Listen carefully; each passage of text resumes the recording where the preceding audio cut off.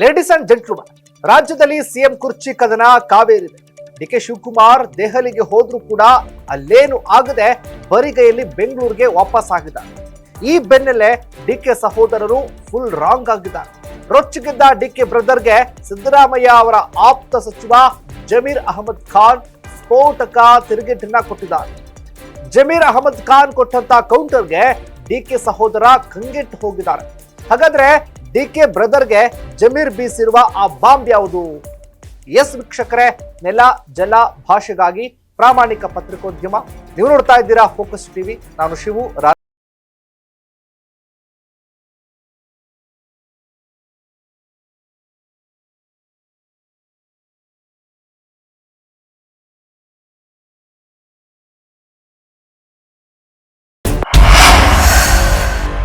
ರಾಜ್ಯ ರಾಜಕಾರಣದಲ್ಲಿ ಸಿಎಂ ಕುರ್ಚಿ ಕದನ ಕಾವೇರಿದೆ. ಸಂಕ್ರಾಂತಿ ಬಳಿಕ ಸಿಎಂ ಆಗುವ ಕನಸು ಕಾಣ್ತಾ ಇದ್ದ ಡಿಕೆ ಶಿವಕುಮಾರ್ ಅವರಿಗೆ ನಿರಾಸೆಯಾಗಿದೆ. ಸಿಎಂ ಸಿದ್ದರಾಮಯ್ಯ ತಮ್ಮ ಚೊಚ್ಚಲ 17ನೇ ಬಜೆಟ್ ಅನ್ನ ಮಂಡಿಸೋದಕ್ಕೆ ಸಿದ್ಧತೆಯನ್ನ ಮಾಡಿಕೊಳ್ತಾ ಇದ್ದಾರೆ. ಈಗಾಗಲೇ ಪೂರ್ವಭಾವಿ ಸಭೆಯನ್ನು ಕೂಡ ನಡೆಸಿದ್ದಾರೆ. ತಜ್ಞರ ಸಲಹೆಗಳನ್ನು ಕೂಡ ಪಡ್ಕೊಂಡಿದ್ದಾರೆ.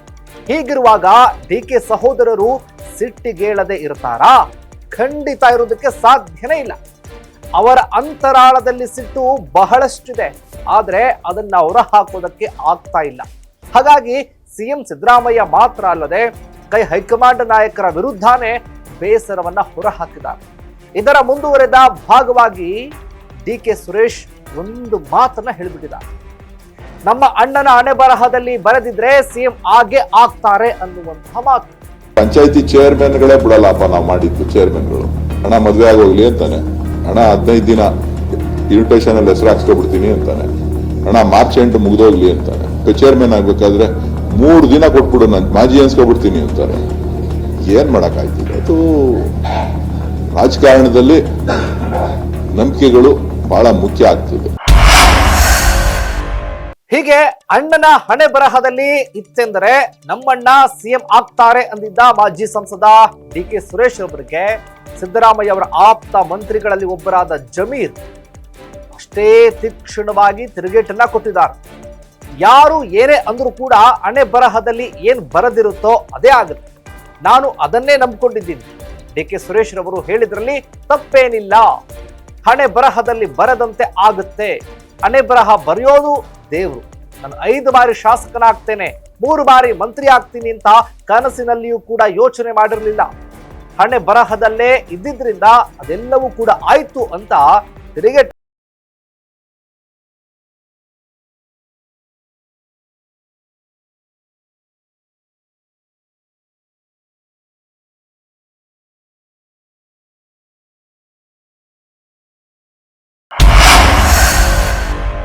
ಒಟ್ಟಾರೆ ಸಿಎಂ ಕುರ್ಚಿ ಕುಸ್ತಿ ಕ್ಲೈಮ್ಯಾಕ್ಸ್ಗೆ ಬಂದಂತೆ ಅನಿಸ್ತಾ ಇದ್ರು ಕೂಡ ವಾಸ್ತವವಾಗಿ ಸದ್ಯಕ್ಕೆ ಡಿಕೆ ಸಹೋದರರಿಗೆ ಹಿನ್ನಡೆಯಾಗಿದೆ. ಮೊದಲೇ ಸ್ಟ್ರಾಂಗ್ ಆಗಿದ್ದ ಸಿದ್ದರಾಮಯ್ಯ ಮತ್ತಷ್ಟು ಬಲಿಷ್ಠರಾಗಿದ್ದಾರೆ. ಈಗ ಅಹಿಂದ ಸಮಾವೇಶದ ಮೂಲಕ ಶಕ್ತಿ ಪ್ರದರ್ಶನಕ್ಕೆ ಮುಂದಾಗಿದ್ದಾರೆ. ಇದು ಡಿಕೆ ಸಹೋದರರಿಗೆ ಮತ್ತಷ್ಟು ಹಿನ್ನಡೆಯನ್ನ ತರಿಸಿದೆ. ತಮ್ಮ ಅಣ್ಣನ ಪರವಾಗಿ ಹಣೆ ಬರಹದ ಅಸ್ತ್ರವನ್ನ ಬಳಸಿದ್ದ ಡಿಕೆ ಸುರೇಶ್ ರವರಿಗೆ ಸಿಎಂ ಆಪ್ತ ಜಮೀರ್ ಅದೇ ಅಸ್ತ್ರವನ್ನ ತಿರುಗುಬಾಣವಾಗಿ ಬೀಸಿದ್ದಾರೆ. ಇದಕ್ಕೆ ಡಿಕೆ ಸಹೋದರರು ಇನ್ಯಾವ ಅಸ್ತ್ರವನ್ನ ಪ್ರಯೋಗ ಮಾಡ್ತಾರೆ ಕಾದ್ ನೋಡೋಣ. ಇದಾಗಿತ್ತು ಫೋಕಸ್ನ ಸ್ಪೆಷಲ್ ರಿಪೋರ್ಟ್. ನೆಲ ಜಲ ಭಾಷೆಗಾಗಿ ನೋಡ್ತಾ ಇರಿ ಫೋಕಸ್ ಟಿವಿ.